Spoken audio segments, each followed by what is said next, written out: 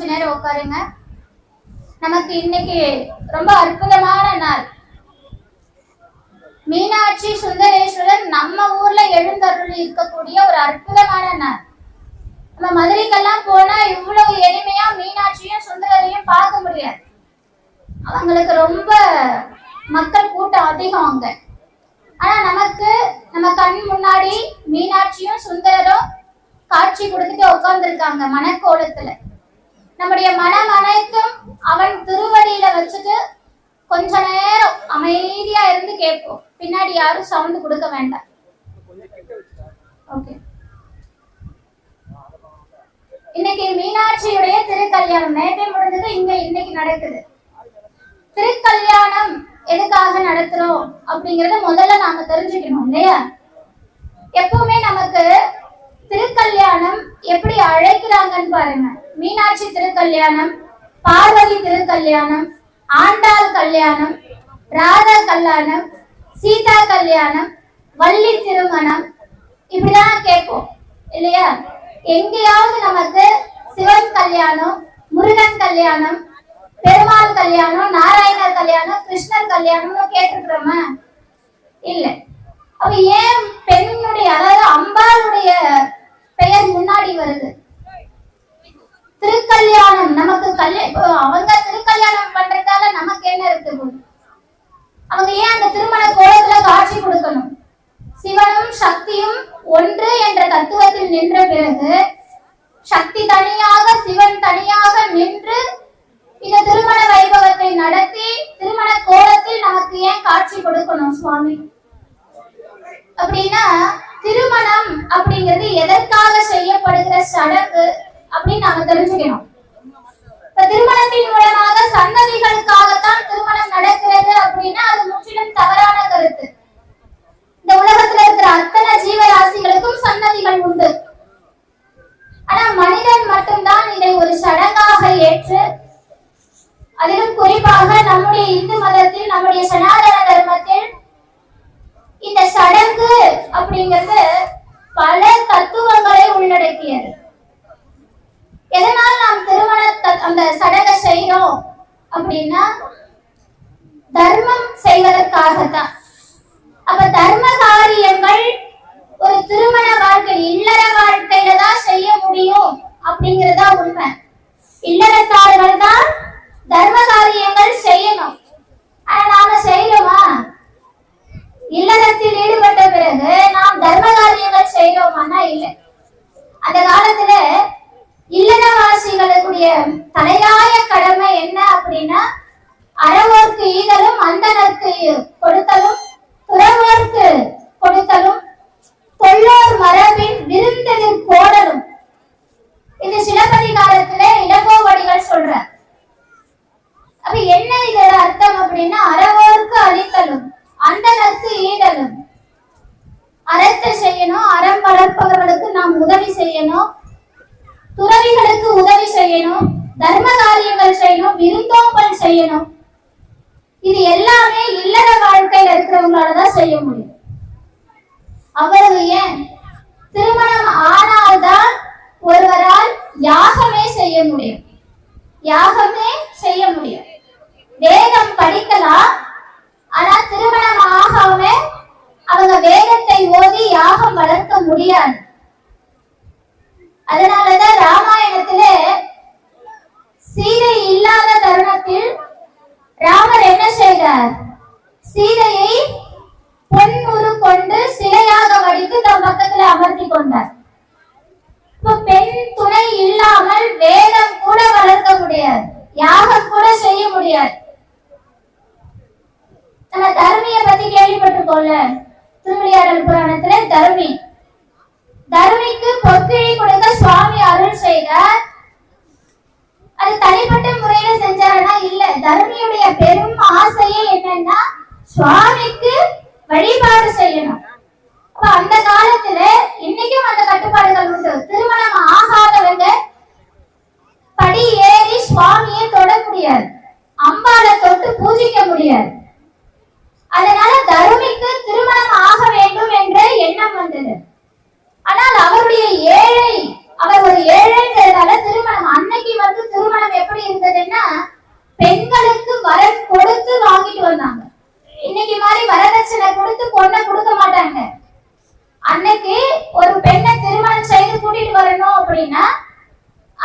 பெண்ணிற்கு சீர் வச்சு கூட்டிட்டு வருவாங்க. அப்ப அதுக்கு தர்மி கிட்ட பணம் இல்லை. அதனால சிவபெருமான் தம்முடைய அடியார் அன்பரான தர்மிக்கு அருள் செய்யத்தான் நக்கீரரோட போட்டி போடுறார் இல்லையா? அந்த கதையெல்லாம் எல்லாரும் பார்த்துருப்பீங்க. சின்ன பிள்ளையில இருந்து திருவிளையாடல் புராணம் எல்லாம் பார்த்துருப்பாரு. நம்ம சிவாஜி கணேசன் எல்லாம் ரொம்ப அழகா சிவபெருமானா காட்சி இருப்பார் நமக்கு. அப்படி தர்மிக்கு திருமணத்திற்காக பணம் கொடுக்கதா ஒரு பொற்கையே கொடுக்கிறார். ஏன்னா திருமணம் நடந்தாதான் சுவாமி அவரை ஆவாகனம் செய்ய முடியும், பூஜை பண்ண முடியும். இத்தனை விஷயம் இருக்கு திருமணத்துல. நாம என்ன நினைச்சுக்கிறோம்? தர்மத்தை நாம நினைக்கிறதே இல்லை.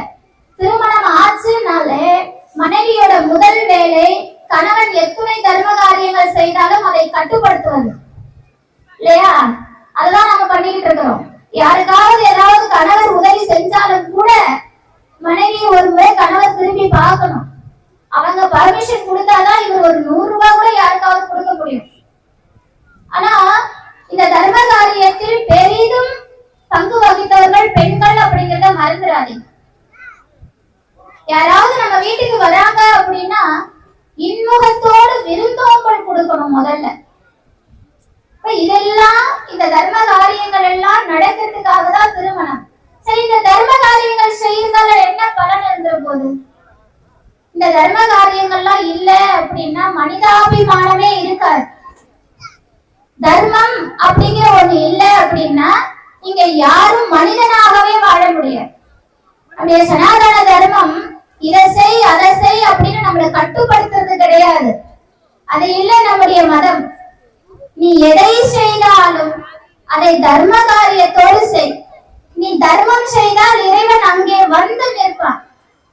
சிவாலயத்துக்கு வரும். சிவாலயத்துக்கு வந்த உடனே நமக்கு ஒரு ரூல்ஸ் போடுவாங்க. நந்திக்கும் சிவபெருமானுக்கும் முன்னாடி நீங்க போகாதீங்க. ஏன் நம்ம நந்திக்கு முன்னாடி நிக்க கூடாது? அவங்களுக்கு 2 பேருக்கு இடையில ஏன் போக கூடாது அப்படின்னா, இந்த நந்தி யார் அப்படின்னா தர்மமே உருவானவர். தர்மத்தின் மறு ரூபம் நந்தி. அவர் பேர் நந்தி எல்லாம் கிடையாது. சிவபெருமான் நந்தின்னு தன்னுடைய பெயரை கொடுக்கிறார். அவர் பெயர் சிவேஸ்வரர்னு பேர் அவருக்கு. அவர் செய்த சிவ புண்ணிய தவத்தினால அகமகிழ்ந்த நம்முடைய ஈசன் அவருக்கு நந்தி அப்படின்னு தன்னுடைய பெயரை கொடுக்கிறார். தர்மத்தின் மறு உருவம் நந்தி.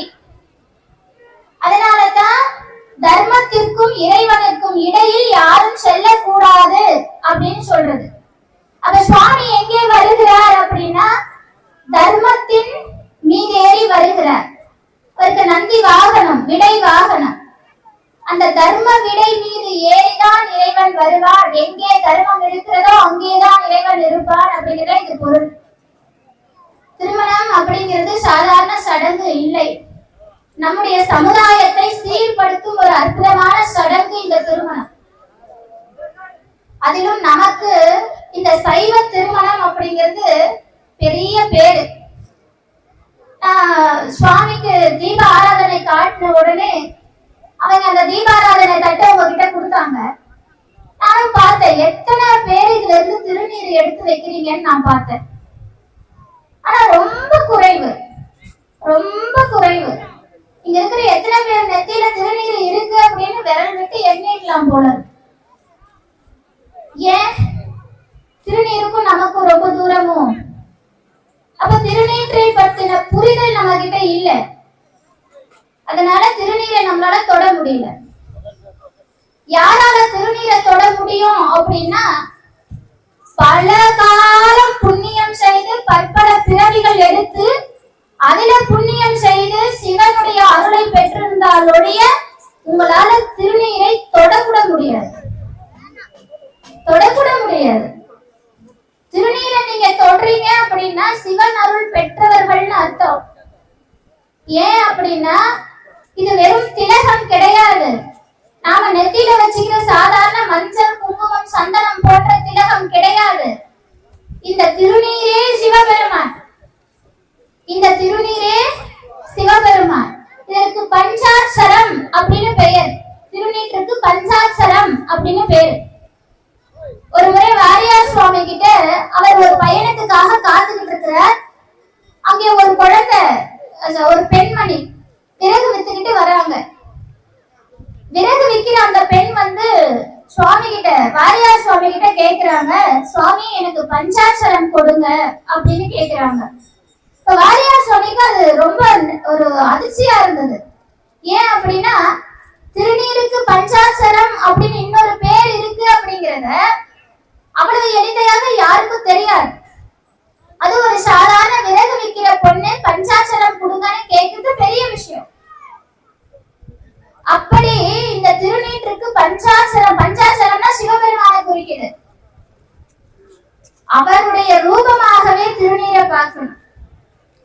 இந்த திருநீர் எப்படிப்பட்டது அப்படின்னா, சிவாலயத்துக்கு வரும்போதே திருநீர் வச்சுக்கிட்டு தான் வரணும். அங்கதான் கோவில்ல தான் கொடுப்பாங்களே, நம்ம வாங்கி வச்சுக்கலாம் அப்படிங்கறதெல்லாம் கிடையாது. இங்க வரும்போதே திருநீரோட தான், நெத்தி நிறைய திருநீர் இருந்தாதான் சிவாலயத்துல பூதகணங்கள் இருப்பாங்க, கணங்கள் இருப்பாங்க. அந்த கணங்கள் எந்த நெத்தியில திருநீர் இல்லையோ அந்த உருவத்தை பார்க்க மாட்டாங்களாம், கண்ணு மூடிப்பாங்களாம். வெறும் முண்டம் தான் வருதுன்னு சொல்லுவாங்களாம். அப்போ கணங்களே நம்மள பார்க்கல அப்படின்னா நந்தி தேவர் நம்மள பாப்பாரா? நந்தியுடைய பெர்மிஷன் இல்லைன்னா நாம எப்படி சிவபெருமான் கிட்ட போறது? அப்ப திருநீர் நெத்தி நிறைய இட்டுக்கணும். அப்படி இருந்தால் என்ன பலன் இருக்கு? இந்த எந்த சமயத்திலுமே திலகத்திற்குன்னு தனி பதிகம் வைக்கல. ஆனா நம்முடைய ஞான சம்பந்தர் மட்டும்தான் திருநீற்றுக்காகவே பதிகம் பாடினார். அந்த திருநீற்று பதிகத்தை பாடி பாண்டிய மன்னனான கூன் பாண்டியனுடைய வெப்பு நோயை தவிர்த்தார். நோய் தீர்த்த பதிகம் அது. யாரெல்லாம் திருநீரை நெத்தியில வைக்கிறீங்களோ அவங்களுக்கு எப்பேற்பட்ட பிணியும் விலகும். பிணி அப்படிங்கிறது உடலால் ஏற்படுகின்ற நோய் மட்டும் கிடையாது, நம்முடைய மனதில் ஏற்படுகின்ற நோய், கவலை. எத்தனையோ கவலைகள் நமக்கு உண்டு. கவலை இல்லாத மனுஷன் இந்த உலகத்துல கிடையவே கிடையாது.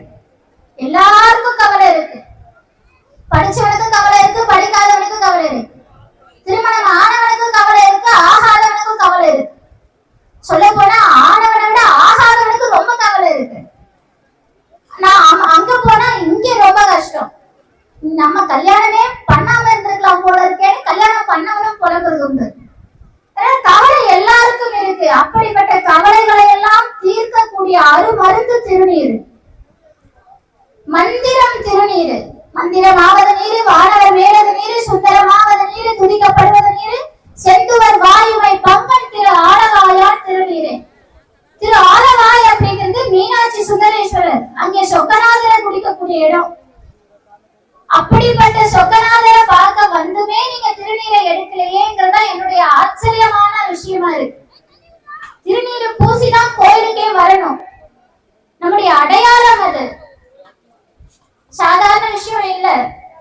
நாவுக்கரசருக்கு திலகவதி அம்மையார் இந்த திருநீற்றை கொடுத்துதான் மீண்டும் சைவ சமயத்திற்கு கொண்டு வருகிறார். அவர் அங்கிருந்து வர நேரா வந்த உடனே சிவாலயத்துக்குள்ள போகல. சமண மதத்திலிருந்து சைவத்திற்கு மனம் திரும்பி வருகிறார். வந்த உடனே நேர கோயிலுக்கெல்லாம் போகல. அவர் சிவாலயத்துக்கு போறதுக்கு ஒரு தகுதி வேணுமா? என்ன தகுதின்னா, நெத்தியில திருநீரு, கழுத்துல ருத்ராட்சம், நாவில பஞ்சாட்சர மந்திரம், எப்பவுமே திருமுறைகள் பாடணும், அடியார் கூட்டத்துல ஒருத்தரா இருக்கணும். இந்த தகுதி எல்லாம் இல்லைன்னா நாம சைவமா இருந்து சிவாலயத்துக்கு வர்றதுக்கு பிரயோஜனம் இல்லைன்னு அர்த்தம். திலகவதி அம்மையார் அந்த திருநீற்றை நாவுக்கரசர் கையில கொடுக்கும் போது, இப்ப நீங்க வாங்கினீங்கல்ல, இப்படி வாங்கி இப்படி வச்சு அப்படி கொட்டினீங்கல்ல, அப்படி எல்லாம் செய்யக்கூடாது. அது ரொம்ப ரொம்ப தவறு. நெத்தியில திருநீர் வைக்கும் போது அந்த திருநீற்றில இருந்து சில துளிகள் கீழே விழுந்தாலும் கூட 7 ஜென்மத்துக்கு நாம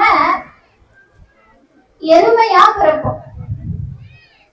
7 ஜென்மத்துக்கு நாம தெரிஞ்சே என்ன பண்றோம்? திருநீரை வாங்கி கோவில் செவத்துல பூசுறோம், கோவில் அந்த தூண்ல கொட்டி வைக்கிறோம், கால் படுற இடத்துல கொட்டி வைக்கிறோம்.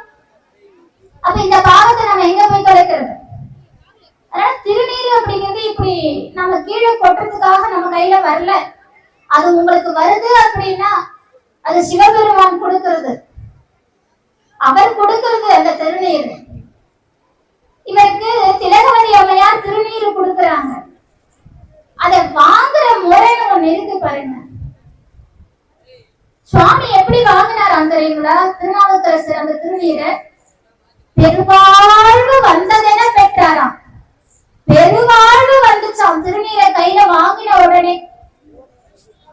அப்பேற்பட்ட திருநீர் அது. அவருக்கு தர்மசேனர்னு பேர் வச்சாங்க. அவர் வேற சமயத்துல தர்மசேனர்னு பேர் வச்சாங்க. எப்பவுமே நம்ம ஆளுங்களுக்கு ஒரு மதத்துல இருந்து இன்னொரு மதத்துக்கு போனா முதல் விஷயம் பேரை மாத்திருவான், நம்ம அடையாளத்தை மாத்திருவான், நம்முடைய கலாச்சாரத்தை மாத்திருவான். இப்படி பலரும் மாறி போய் தான் இன்னைக்கு நம்முடைய அடையாளம் என்ன, கலாச்சாரம் என்ன, நம்முடைய தமிழ் இனத்தினுடைய சைவ கொள்கை என்ன எதுவுமே தெரியல. தமிழன் சைவனாகவே வாழ்ந்த காலம் ஒரு காலம். தமிழன்னாலே அவன் சைவன் வாழ்ந்த காலம் ஒரு காலம். இன்னைக்கு அதெல்லாம் எத்தனை பேருக்கு தெரியுது? மாறி போச்சு. இருந்தாலும் நம்முடைய விக்னேஸ்வரன் ஐயாவோட முயற்சியால உண்மையிலே அவரோட முயற்சியை நான் பாராட்டுறேன். இது போன்ற ஒரு இடத்துல சைவத்தை பத்தி பேசணும், திருமுறைய பத்தி பேசணும் அப்படின்னு என்ன அழைச்சார். கண்ணப்பன் ஒப்பதோர் அன்பினை கண்டபின் என்னப்பன் என்னொப்பில் என்னையும் ஆட்கொண்டருளி வண்ணப்பணித்தென்னை வாவென்ற வான்கருணை சுண்ணப்பன் நீச்சற்கே சென்றுதாய் போத்துமே மணிவாசக பெருமான் பாடுவார். கண்ணப்பருடைய அன்பையே கண்ட பிறகு என்னையும் ஆட்கொண்டாயே அப்படின்னு கேட்கிறார் சிவபெருமான் இருக்கிறார். அது போல சிவசிவா என்னுடைய அருட்குருநாதர் இங்கே வந்ததாக கேள்விப்பட்டேன். அப்படிப்பட்ட இந்த மண்ணில இந்த அடியவனுக்கும் வாய்ப்பு கொடுத்த இந்த ஊர் மக்கள், கோவில் நிர்வாகிகள், விக்னேஸ்வரன் ஐயாவுக்கு என்னுடைய மனமார்ந்த நன்றிகள். ஏன்னா சைவம் அப்படிங்கிறது நம்ம உயிரோட கலந்தது. அதை முதல்ல தெரிஞ்சுக்கோங்க. அது நம்மளை விட்டு எங்கேயோ இருக்குன்னு நினைக்காதீங்க. நிறைய பேருக்கு இந்த பேர் தான் பிரச்சனை. சைவம் அப்படிங்கிற பேர் தான் பிரச்சனை. அது இல்ல. இந்த சைவத்துல 5 கொள்கைகள் உண்டு. திருநீர், ருத்ராட்சம், நான் முன்னமே சொன்னேன், ருத்ராட்சம், திருமுறை, அடியார் கூட்டம், எப்பவுமே சிவாய நம சிவாயங்கிற பஞ்சாட்சர மந்திரம். நான் ஒரு கிட்டத்தட்ட 1 மணி நேரம் இங்க உட்கார்ந்துருந்தேன். நமசிவாய சிவாய நமங்கிற நாமம் யார் நாவிலும் வரல, யாருடைய நாவிலிருந்து வரல. எல்லா கதையும் இங்க வருது, ஊரு கதை எல்லாம் வருது. ஆனா அவனுடைய பஞ்சாட்சர மந்திரம் வரல. அன்னைக்கு திலகவதி அம்மையார் கொடுத்த திருநீற்றை பெற்றுக்கொண்டுதான் தம்முடைய சூறை நோயை தீர்த்தார். அது எப்படி? நேர போறார், அதிலே வீரத்தானத்துக்கு போறார், சுவாமியை பார்க்கிறார். பல காலம் பிரிந்திருந்த தம்முடைய தாயை குழந்தை பார்த்தால் எப்படி அழுது பொருளுமோ அது போல தம் உடலெல்லாம் கண்ணீராக்கி அழுதார் நாவுக்கரசர். இந்த நாவுக்கரசர்ங்கிற பேரு கூட சிவபெருமான் கொடுத்தது.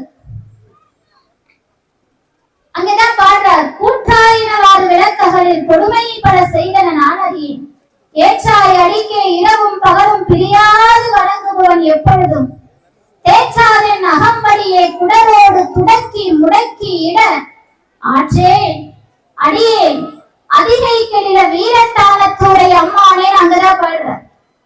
இதுக்கு என்ன அர்த்தம்? பெண்கள் நிறைய இருக்கீங்க, இந்த துணி துவைச்சு பிழிவீங்கல்ல. இப்பெல்லாம் யாரும் துணி துவைக்கிறது இல்லை, எல்லாம் வாஷிங் மிஷின் துவைக்குது. அந்த துணியை துவைச்சு பிழியும் போது எப்படி இருக்கும்? அப்படி இருக்கு என்னுடைய வயிற்று வலின்னு பாடுறார். குடரோடு துடக்கி முடக்கி இட ஆற்றே அந்த வலியை தீர்த்து வையேன் அடியேன் அதிகை கெடில வீரத்தானத்தூரை அம்மானே.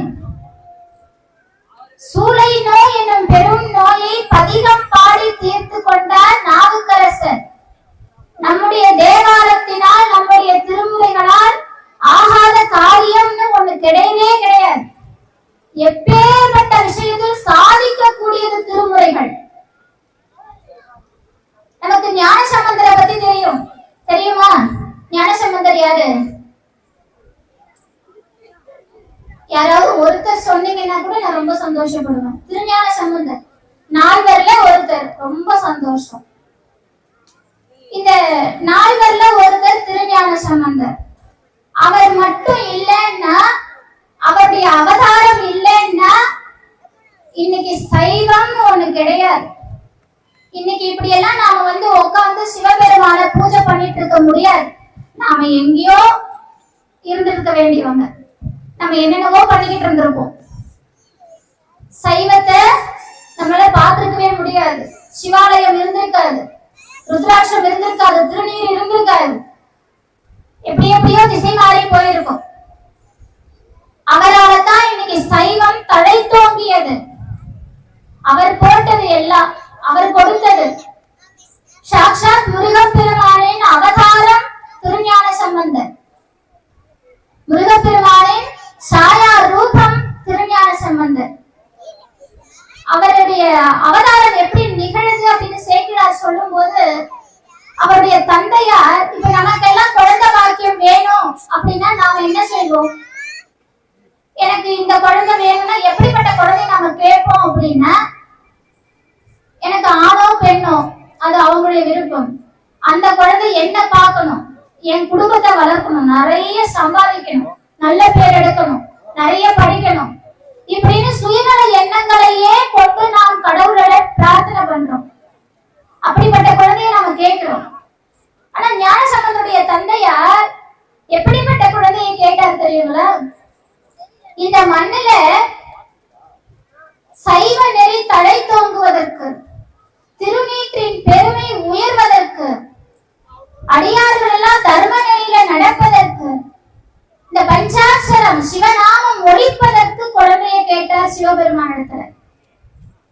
வேத நெறி தலை தோங்க மிகு சைவ துறை விளங்க, வேத நெறி தலை தோங்க மிகு சைவ துறை விளங்க, பூத பரம்பரை பொழிய, பூத பரம்பரை பொழிய, புனிதவாய் மலர்ந்தழுத, பூத பரம்பரை பொழிய, புனிதவாய் மலர்ந்தழுத,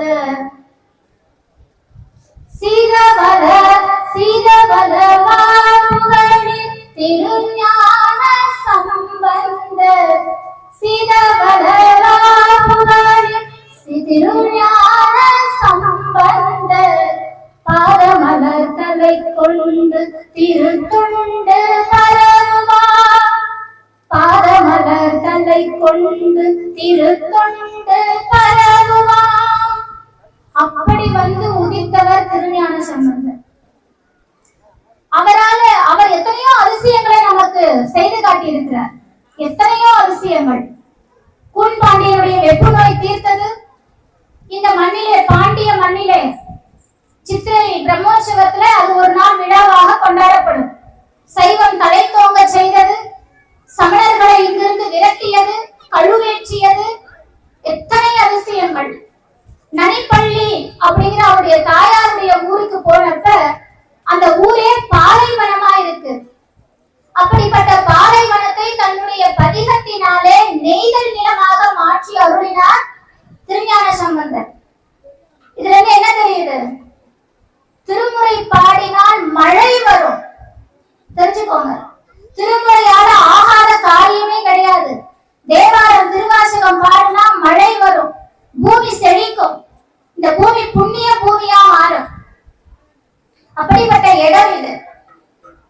இறந்த பெண்ணை, அரவம் தீண்டி இறந்த பெண்ணை மீண்டும் உயிர்ப்பித்து எழுக்கிறார், மீண்டும் உயிர்ப்பித்து எழச் செய்கிறார் திருஞான சம்பந்தர் பதிகம் பாடி.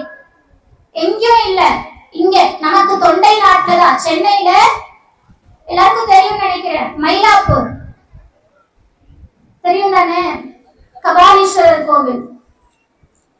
அங்க சிவனேசன் செட்டியார் அப்படின்னு ஒருத்தர் இருக்கிறார். அவரு சின்ன பிள்ளையிலேயே அவருடைய குழந்தைய ஞானசம்பந்தருக்கு திருமணம் செய்யணும்னு முடிவு பண்ணி வளர்க்கிறார். அப்படி பெயர் சூட்டி வளர்க்கிறார். அந்த பெண்ணினுடைய பெயர் பூம்பாவை அப்படிங்கிறது அந்த பெண்ணினுடைய பெயர். ஆனா விதி வசம் பாருங்க, அந்த பெண்ணை அரவம் தீண்டி விடுகிறது, பாம்பு தீண்டிடுது, அந்த பெண் இறந்து விடுகிறார். ஆனால் சிவனேசன் செட்டியார் என்ன செய்யறார், அந்த பெண்ணினுடைய அஸ்தி, அந்த சாம்பலையும் எலும்பையும் அப்படியே வச்சிருக்கிறார். ஏன் அப்படின்னா அந்த பொண்ணுக்கு திருஞான சம்பந்தரை திருமணம் செய்யணும்னு முடிவு பண்ணி வச்ச பொண்ணு அது. அப்படியே வச்சிருக்கிறார். பல காலம் கழித்து மயிலாப்பூருக்கு ஞான சம்பந்தர் அடியார்களோட போறார். அங்க போகும்போது அந்த அஸ்தியை கொண்டு வந்து, அந்த எலும்பும் சாம்பலுமாக இருந்த அந்த குடுவையை கொண்டு வந்து சிவனேசன் செட்டியார் ஞான சம்பந்தர் கிட்ட காட்டுறார். ஞான சம்பந்தர் அதை பார்க்கிறார். அங்கே பதிகம் பாடுறார். பதிகம் பாடுகிறார். மட்டிட்ட புன்னையுங்கானல் மடநல்லார் மாமயிலை கட்டிட்டம் கொண்டான் கபாலீச்சரம் அமர்ந்தான் ஒட்டிட்ட பண்பின் உருத்திர பல்கணத்தார்க்கு அட்டிட்டல் காணாதே பூம்பாவாய், அட்டிட்டல் காணாதே போதியோ பூம்பாவாய் அப்படின்னு தொடர்ந்து பதிகங்கள் பாடுறார். அப்படி 11 பதிகம் பாடல் பாடுறார். அந்த பதிகம் பாடி முடிச்ச உடனே அந்த குடுவையில வெறும் சாம்பலும் எலும்புமாக இருந்த அந்த பெண் ஒரு அழகான ஸ்திரீயாக வெளியே வருகிறார். பருவ பெண்ணாக உயிர் பெற்று வருகிறார். இதை நிகழ்த்தி காட்டியது திருமுறை. இதை நிகழ்த்தி காட்டியது நம்முடைய தேவாரம், ஞானசம்பந்தருடைய தேவாரம், திருக்கடை காப்பு. இறந்த உயிரை கூட மீளச் செய்தது நம்முடைய தேவாரம். அப்படிப்பட்ட தேவாரம் பாடினால் நமக்கு என்னெல்லாம் கிடைக்கும் இல்லையா? எல்லாருடைய வீடுகளிலும் தேவாரம் திருவாசகம் இருக்கணும். தேவாரமும் திருவாசகம் இல்லாத வீடே இருக்கக்கூடாது. நீங்க படிக்க கூட தேவையில்லை. அந்த தேவாரத்தையும் திருவாசகத்தையும் உங்க வீட்டுல வாங்கி வச்சு பாருங்க. நீங்க படிக்க வேண்டாம், அதை படிப்பதற்கு உங்க வம்சத்துக்கு ஒரு குழந்தை வரும். நீங்க படிக்க வேண்டாம், அந்த புத்தகத்தை மட்டும் வாங்கி உங்க வீட்டுல வைங்க. அதை படிக்க உங்க வம்சத்துல ஒரு குழந்தை ஜனனம் எடுத்து வரும். அந்த ஆசீர்வாதம் உங்க வம்சத்துல ஒரு குழந்தைக்கு வரும். அது அப்பேற்பட்ட தெய்வீகம். திருமுறை வேற, சிவபெருமான் வேற எல்லாம் கிடையாது.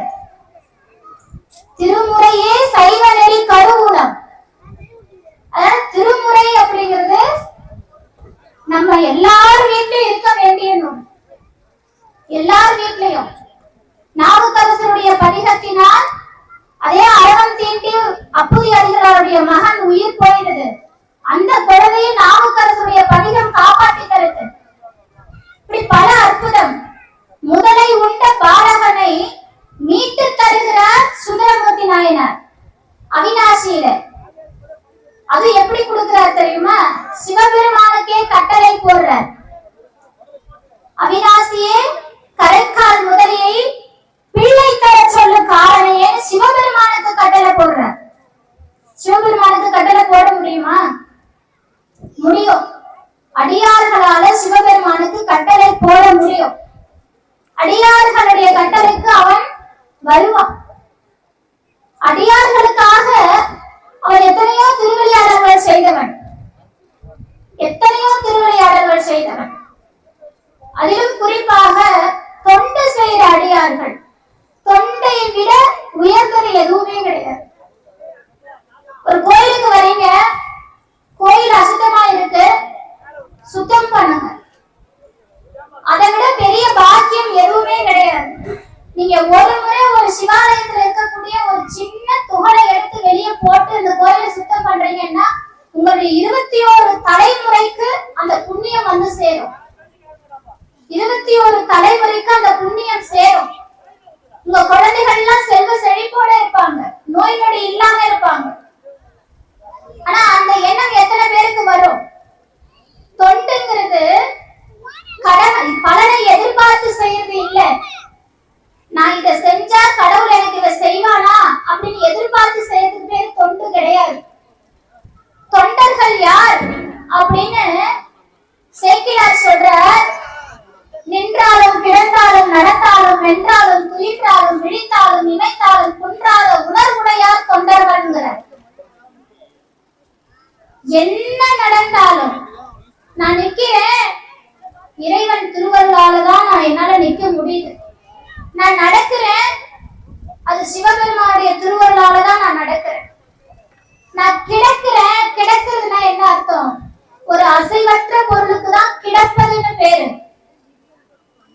இந்த உடம்புல உயிர் இருந்தாலும் இல்லாமல் போனாலும் அதற்கும் இறைவன் திருவருளுங்கிறாங்க தொண்டர்கள். அப்படிப்பட்ட எண்ணம் இருக்கிறவங்க தான் தொண்டர்கள். தூக்கத்துல கூட இறைவனுடைய நினைவு, விழிக்கும் போது இறைவனுடைய நினைவு, அவர்கள் தான் தொண்டர்கள். அவர்கள் செய்வதுதான் தொண்டு. நமக்கு அதாவது ஒரு சில விஷயங்கள்லாம் சைவத்துல முன்னுதாரணமா காட்டப்பட்டிருக்கும். ஞானசம்பந்தர் சிவபெருமானுக்கு குழந்தை, அம்மே அப்பா அப்படின்னு அழுத குழந்தை. பசியால அழுவல. அந்த குழந்தைக்கு வந்தது முற்பயனுடைய முன்வினையுடைய பயன். அம்மே அப்பா அப்படின்னு தோணியப்பரை பார்த்து அழுவுது. அந்த ஞானசம்பந்தர் சாட்சாத் சிவபெருமானுடைய குழந்தைனே நாம நினைக்கிறோம். அதுதான் உண்மை. அம்பாள் ஞான காலம் கொடுத்தார் ஞானசம்பந்தருக்கு. தாளம் கொடுக்கிறார். தாம் பிள்ளை கையிலேயே தாளம் போட்டு கஷ்டப்படுது, அந்த பிஞ்சு கரம் கை வலிக்குமே அப்படின்னு சிவபெருமான் அந்த குழந்தைக்கு தாளம் கொடுக்கிறார். சிவபெருமானுக்கு எப்பவுமே எதையுமே அதிகமா கொடுத்துதான் பழக்கம். அவர்கிட்ட கொஞ்சமா கேட்டு நாம தான் வந்து எனக்கு இதை மட்டும் செஞ்சுறேங்கிறோம். ஆனா சிவபெருமான் நமக்கு நிறைய கொடுக்கிறது. கருணையே வடிவானவர், கருணையே வடிவானவர், வள்ளல். எதை கேட்டாலும் அதிகமா கொடுக்கிறவர். சுந்தரருக்கு நெற்குவியலை நெல் மலையை கொடுத்தவர். எல்லாரும் பசின்னு அழுதா ஒரு டம்ளர் பால் கொடுக்கலாம் இல்லையா? ஒரு குழந்தை பசின்னு அழுதா ஒரு டம்ளர் பால் போதும் அந்த குழந்தைக்கு. ஆனா சிவபெருமான் என்ன செஞ்சாரம்மா? பார்க்கடலையே கொடுக்கிறார் உபமன்ய முனிவருக்கு. உபமன்ய முனிவருக்கு பார்க்கடலையே கொடுக்கிறார். அதனால அவருடைய கருணை எத்தகையது அப்படின்னா நம்மளால அளவிட முடியாதது. ஞானசம்பந்தருக்கு பொற்றாளம் கொடுக்கிறார். அதை எப்படி கொடுக்கிறாருன்னா தங்கத்துல கொடுக்கிறார். தங்கத்தால தாளம் போட்டா ஓசை வருமா? வராது. இவருக்கு தம் பிள்ளை மேல அவ்வளவு ஆசை, பாசம். தன்னுடைய அடியார்கள் மேல சிவபெருமானுக்கு அவ்வளவு பாசம். தங்கத்திலேயே தாளம் கொடுக்கிறார். அம்பாள் என்ன பண்றா? அதுக்கு ஓசை கொடுக்கிறா. அவளுக்கு ஓசை கொடுத்த நாயகினே பேரு. குழந்தை கால் வலிக்கு நடந்து போகுது திருத்தலங்களுக்கு அப்படின்றதால முத்துச்சீலை பல்லக்கு கொடுக்கிறார்.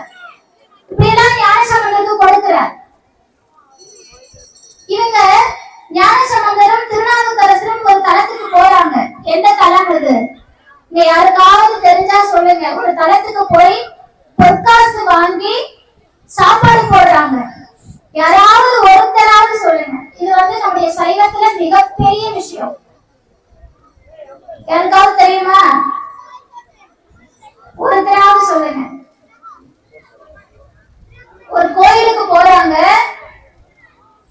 சரி, தெரிஞ்சவங்க நான் கடைசி வரைக்கும் நேரம் கொடுக்கறேன், யோசிச்சு எனக்கு சொல்லுங்க. போன் வச்சிருந்தா கூட கூகுள்ல சர்ச் பண்ணிடுங்க. ஞானசம்பந்தரும் நாவுக்கரசரும் ஒரு கோயிலுக்கு போறாங்க, ஒரு இடத்துக்கு போறாங்க. அங்க ரொம்ப பஞ்சம் வருது. சரி, நான் இன்னொரு க்ளூ கொடுக்கிறேன். சிவபெருமான 1000 மலர் கொண்டு அர்ச்சித்தார் நாராயணர். 1000வது மலர் இல்ல, சிவபெருமான் எடுத்து வச்சுக்கிட்டார், மறைய செய்தார். 1000வது மலராக நாராயணர் தம்முடைய கண்ணையே பிடித்து அர்ச்சனை செய்தார். அது என்ன கோவில்? சரி, ஓகே. திருவீழி மிழலை. நானே சொல்லிடுறேன், ஏன் கஷ்டம். திருவீழி மிழலை அப்படின்னு ஊரு. அந்த திருவீழி மிழலைக்கு சுவாமி வராங்க, நாவுக்கரசரும் சம்பந்தரும் வராங்க. நான் தொண்டினுடைய சிறப்பு எத்தகையது அப்படிங்கிறதுக்காக நான் இந்த எடுத்துக்காட்டு சொல்றேன். ஞான சம்பந்தர் தான் நாவுக்கரசருக்கே குரு. நல்லா தெரிஞ்சுக்கோங்க. ஞான சம்பந்தர் தான் நாவுக்கரசருக்கே குரு. ஏன் அப்படின்னா நாவுக்கரசரை விட ஞான சம்பந்தர் சின்ன குழந்தைதான். நாவுக்கரசருக்கு 80 வயசு, இவர் குழந்தைதான். ஆனா இவர் தான் அவருக்கு குரு. ஏன் அப்படின்னா இறைவனையே கை காட்டியது இந்த குழந்தைதான். இறைவனை கை காட்டி இங்க இருக்கிறார் இறைவன் தன்னுடைய கையை காட்டி, ஏன்னா இறைவனை காட்டுவர் தான் குரு இல்லையா? குரு யாரு? இறைவனை காட்டுபவர் தான் குரு. நமக்கு பொதுவாக ஒரு பழமொழி உண்டு, எழுத்தறிவித்தவன் இறைவன் ஆவான் அப்படின்னு சொல்றது உண்டு. அதுக்கு என்ன அர்த்தங்க? எழுத்தறிவித்தவன் இறைவன் ஆவான். நமக்கு எழுத படிக்க சொல்லி கொடுத்தவங்க இறைவனா? அப்படியா அதுக்கு அர்த்தம்? அப்படியே வச்சுக்கலாம். எழுத படிக்க சொல்லி கொடுத்தவங்களால தான் நம்மால பஞ்சாட்சர நாமத்தை சொல்ல முடியுதுன்னு வச்சுக்கலாம். எழுத்து அப்படின்னா அது 5 எழுத்தை குறிக்கக்கூடியது, பஞ்சாட்சரத்தை குறிக்கக்கூடியது, சிவபெருமானுடைய சிவநாமத்தை குறிக்கக்கூடியது. அந்த எழுத்தை யார் நமக்கு உபதேசிக்கிறார்களோ அவரே இறைவன். எழுத்தறிவித்தவன் இறைவன் ஆவான். யார் நமக்கு இறைவனை காட்டுகிறார்களோ அவர்தான் நமக்கு குரு. அப்ப நாவுக்கரசருக்கு ஞானசம்பந்தர் தான் குரு. இங்க திருவிழிமலைக்கு வராங்க, கடுமையான பஞ்சம் அங்க.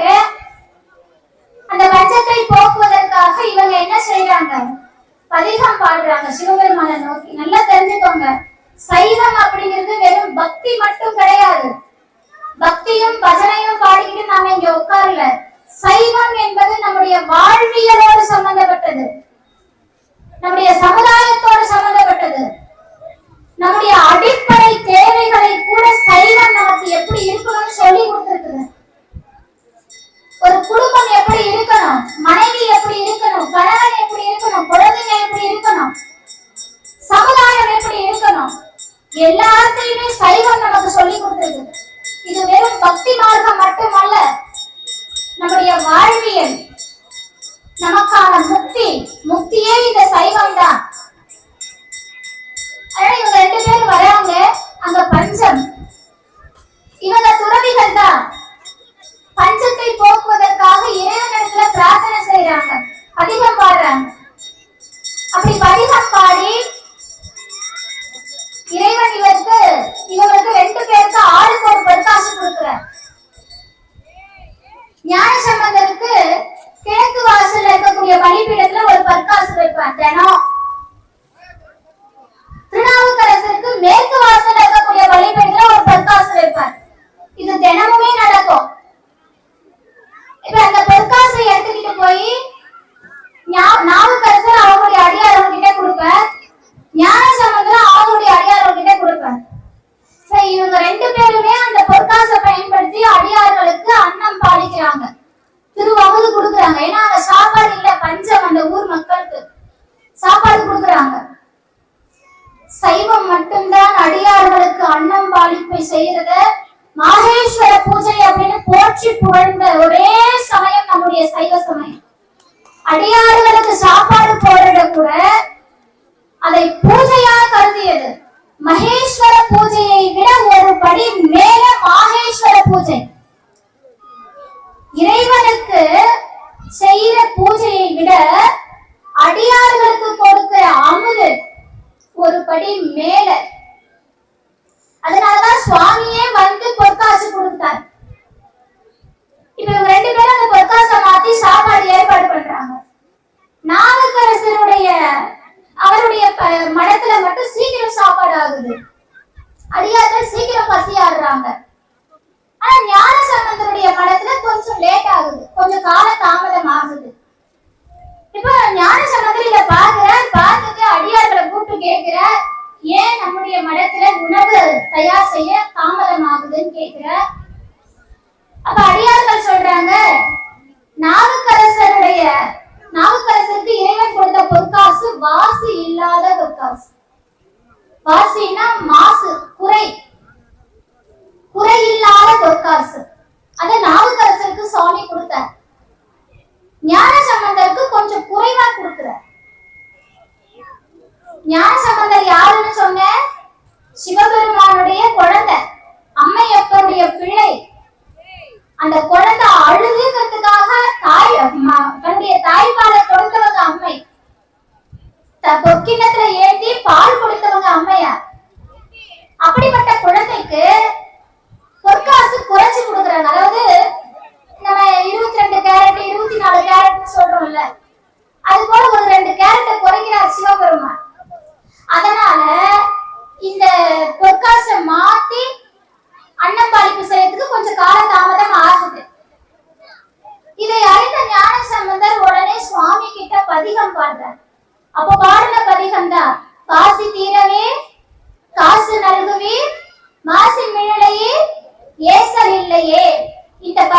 பாருங்க, எப்பேற்பட்ட பொருளாதார வீழ்ச்சி இருக்கக்கூடிய இடமும் இன்னும் பொருளாதாரத்துல அதிகமாகும். காசு பிரச்சனை இருக்காது, பண கஷ்டம் இருக்காது, கடன் பிரச்சனை தீரும். நம்ம பரவலா இருக்கிற ஒரே பிரச்சனை கடன் பிரச்சனை. எல்லாருக்கும் கடன் பிரச்சனை இருக்கு. 1000 ரூபாய் சம்பாதிக்கிறவங்களுக்கும் கடன் பிரச்சனை இருக்கு, லட்ச ரூபாய் சம்பாதிக்கிறவங்களுக்கும் கடன் பிரச்சனை இருக்கு. அப்பேற்பட்ட கடன் பிரச்சனையை தீர்த்து வைத்து செல்வ செழிப்பை தரக்கூடிய பதிகம் இந்த பதிகம். ரொம்ப பெரிய பதிகம்லாம் இல்ல, 2 வரி 2 வரி தான் இருக்கும். இந்த பதிகத்தை பாடணும், வீட்டுல கண்டிப்பா பாடணும். எல்லாருக்கும் பண கஷ்டத்தை தீர்த்து வைக்கக்கூடிய பதிகம் இந்த பதிகம்.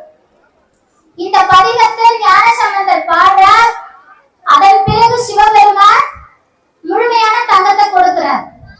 இப்போ ஞானசம்பந்தருக்கு அப்பர்கிட்ட சொல்றார், என்னதான் இருந்தாலும் சுவாமிக்கு உங்களுடைய தொண்டுதான் பெருசா இருக்கு.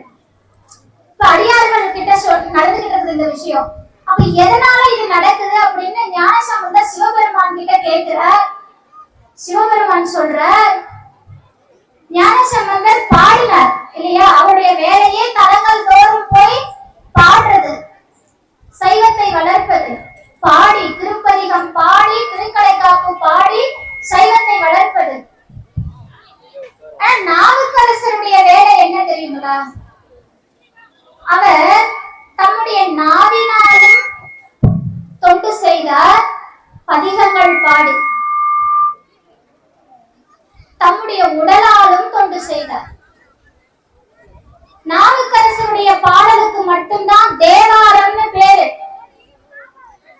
ஞானசம்பந்தர் பாடலுக்கு திருக்கடை காப்புன்னு பேரு. சுந்தரர் தேவார பாடலுக்கு திருப்பாட்டுன்னு பேரு. பின்னால இந்த 3 நூல்களையும் இணைத்து தேவாரம்னு போட்டோம். ஆனா நாவுக்கரசருடைய பாடல்களுக்கு மட்டும்தான் தேவாரம் அப்படின்னு பேரு. நாவுக்கரசர் தொண்டு செய்தார், தொண்டு செய்தார். பதிகம் பாடினது மட்டும் அல்லாது தொண்டு செய்தார். இங்க திருப்புகழூர்ல இவருடைய தொண்டை சோதிக்கிறதுக்காக சிவபெருமான் என்ன செய்யறாருங்க, பொன்னையும் ஓட்டையும் கலந்து கொடுக்கிறார். அப்படி பொன் ரத்தினம் அப்படி விலை உயர்ந்த கற்கள் எல்லாம் சேர்ந்து ஓடோட கொடுக்கிறார். இவர் என்ன செய்யறார், இந்த அந்த உழவார படை வச்சிருப்பார், அவர் கையில வச்சிருக்காரு, பாத்திருப்பீங்கல்ல. நாவுக்கரசர் கிட்ட ஒரு உழவார படை இருக்கும், அதுக்கு பேரு உழவாரம். அந்த கருவிக்கு பேரு உழவார படை. அந்த உழவார படையில அந்த பொன்னையும் ஓட்டையும் அந்த குளத்துக்கரையில இருக்கக்கூடிய தண்ணீரோட தூக்கி குப்பையில போடுறார். அவரை பொறுத்த வரைக்கும் கோவில்ல இருக்கக்கூடிய அசுத்தங்களை சுத்தம் செய்யணும், அந்த குப்பைகளை எல்லாம் சுத்தம் பண்ணணும். அங்க பொண்ணு இருந்தா என்ன, பொற்காசு இருந்தா என்ன, இல்ல விலை உயர்ந்த கற்கள் இருந்தாதான் எனக்கு என்ன. அது என்னுடைய பரமேஸ்வரனுடைய திருக்கோவில்ல குப்பையோட குப்பையா கிடக்குது. அதை தூக்கி அப்படியே குப்பையில போட்டுவர். நம்மள எத்தனை பேருக்கு அது அந்த பண்பு வரும்? வரவே வராது. கீழே 10 ரூபாய் இருந்தாலே அந்த 10 ரூபாய் எடுக்கிறதா பார்ப்போம், குப்பையை எடுக்க நம்ம பார்க்க மாட்டோம். ஆனா நாவுக்கரசர் அப்படி செய்யல, தொண்டு செய்தார். உழவார பணி, அந்த அவருடைய கையில இருக்கக்கூடிய உழவாரம் தான். இதுக்கு பேரு உழவார பணின்னு வந்ததுக்கு காரணமே நாவுக்கரசர் தான். அவருடைய கையில இருக்கக்கூடிய உழவார படை, அதுக்கு பேரே உழவாரம். அதனாலதான் அந்த தொண்டுக்கு பேரு உழவார பணின்னு பேரு. இந்த உழவார பணி செய்யறவங்க சிவலோக பதவி அடையறதுக்கு நேரடியா டிக்கெட் எடுப்பாங்க. அவங்க காத்துக்கிட்டு இருக்க வேண்டிய அவசியம் இல்லை. அவங்க காத்துட்டு இருக்க வேண்டிய அவசியம் இல்லை. சிவபெருமானே கைலாயத்தை பெயர்த்து கொண்டு வந்து நமக்கு காட்டுவார். அப்பருக்கு காட்டின மாதிரி, நாவுக்கரசருக்கு காட்டின மாதிரி. ஞானசம்பந்தருக்கு கைலாயத்துக்கு ஜோதி வர வச்சு கைலாயத்துக்கு கூப்பிட்டார். சுந்தரரை யானை அனுப்பி கைலாயத்துக்கு கூப்பிட்டார். மணிவாசக பெருமான் அங்கே தில்லையில போய் கலந்தார். ஆனா இவரு நம்முடைய நாவுக்கரசர் நம்முடைய கடைசி காலம், அவருக்கு வயது ரொம்ப மூப்பு ஆயிடுச்சு, 80 வயசுக்கு மேல. தன்னுடைய பூத உடலோட கைலாயத்துக்கு போறார். அப்படி நடந்து நடந்து பிறண்டு உருண்டு தவழ்ந்து போறார். கை கால்கள் தேய நடக்கிறார். அப்ப சிவபெருமானே அந்தனர் கோலத்துல வந்து அங்க இருக்கக்கூடிய குளத்துல மூழ்கி திருவையாறுல இருக்கக்கூடிய அந்த சமுத்திர தீர்த்தத்துக்கு கரையில வெளிப்பட வைக்கிறார். ஆடி அமாவாசையில அவருக்கு கைலாய காட்சியை கொடுக்கிறார். என்ன அர்த்தம்? யார் ஒருவர் தொண்டு செய்கிறார்களோ அவர்களுக்கு இறைவனே கைலாய காட்சியை பெயர்த்து கொண்டு வந்து நமக்காக காட்டுவார். இப்ப தொண்டு செய்யணும். நம்ம வந்து சும்மா கோவில்ல உட்கார்ந்து போயிடக்கூடாது. எந்த சிவாலயம் புல் பூண்டோட இருந்தாலும், எந்த சிவாலயத்துல விளக்கு எரியலனாலும், அந்த சிவாலயத்துக்கு உங்களால முடிஞ்சது விளக்குக்கு எண்ணெய் வாங்கி கொடுங்க, திரி வாங்கி கொடுங்க. அந்த கோயில போய் சுத்தம் பண்ணுங்க. நீங்க பெருசா எதுவும் செய்ய தேவையில்லை. வருஷம் 365 நாளும் நமக்காக உழைச்சாலும் கூட அதுல ஒரு குறிப்பிட்ட நாள், வாரத்துல ஒரு நாள் நான் போய் செய்வேன்னு போய் செய்யுங்க. அந்த தொண்டுக்கு முன்பாங்க. ஐயா எல்லாம் உழவார பணியில பெரிய விஷயம். அதெல்லாம் நமக்கெல்லாம் அந்த பாக்கியம் கிடைக்குமான்னு தெரியல. அது பெரிய பாக்கியம். இறைவன் யாரை தேர்ந்தெடுக்கிறாரோ அவரால்தான் உழவார பணியை செய்ய முடியும், மற்றவங்களால செய்ய முடியாது. ஆனா சிவாலயம் போனீங்கன்னா கோயிலை சுத்தம் பண்ணுங்க, விளக்கேத்துங்க. விளக்கு ஏத்தணும் எப்பவுமே. நம்ம பெரிய பிரபலமான கோயிலுக்கெல்லாம் போயிட்டு விளக்கு ஏத்திட்டு வர்றதுல பெரிய விஷயம் ஒன்றும் இல்லை. ஏன்னா அதை பார்க்கறதுக்கு 1000 பேர் இருக்கான். விளக்கே இல்லாத கோயிலுக்கு போங்க. எங்கெல்லாம் நம்முடைய கோவில்கள் பராமரிப்பு இல்லையோ அங்கெல்லாம் போங்க. அந்த கோவில்ல ஒரு விளக்கு ஏத்துங்க. அந்த கோவில் பெரிய அளவுல வரும். அது உங்க வம்சத்தையே வாழ வைக்கும். அதனால நேரம் குறைவான நேரம் கருதி அடியார்கள் மதிய வேலை எல்லாம் பசியோட இருப்பீங்க. ரொம்ப நேரமா இதயத்துல உட்கார்ந்து இருக்கீங்க. நேரம் கருதி என்னுடைய உரையை நிறைவு செய்கிறேன். எப்பவுமே சைவத்துக்குள்ள வந்துட்டா நாம வரல, இறைவன் நம்மள கையை பிடிச்சு கூட்டிட்டு வந்திருக்கிறார் அப்படிங்கிற எண்ணத்தை நம்ம மனசுல வச்சுப்போம். நாம இங்க உட்கார்ந்து இருக்கிறதே அவன் அருள். அந்த எண்ணத்தோட நமக்கு அவன் அருள் கிடைச்சிருச்சுங்கிற எண்ணத்தோட எப்ப எங்க அடியார் திருக்கூட்டம் இருந்தாலும் அந்த அடியார் திருக்கூட்டத்துல போய் கலந்துக்கோங்க. ஒரு முற்றோதல்ல கலந்துக்கோங்க. வீட்டுல நான் முன்னமே சொன்ன மாதிரி திருவாசகத்தையும் திருமுறையும் வாங்கி வைங்க. குழந்தைகளுக்கு சொல்லி கொடுங்க. அதெல்லாம் ரொம்ப சந்தோஷம். வெயில் நேரம் எல்லாரும் அமைதியா உட்கார்ந்து கேட்டிருக்கீங்க. அடியார்களுடைய திருப்பாதம் அனைத்தையும் தொட்டு என்னுடைய உரையை நிறைவு செய்கிறேன். பன்முகில் விடாது கைகள் மணிவளம் சுரக்க மன்னன் பொன்முறை அரசு செய்க குறைவில்லாத உயிர்கள் வாழ்க. நான்மறை அறங்கள் ஓக நற்றவம் வேள்வி வாழ்க. மேன்மை கொள் சைவ நீதி விளங்குக உலகம் எல்லாம். நம பார்வதி பதே.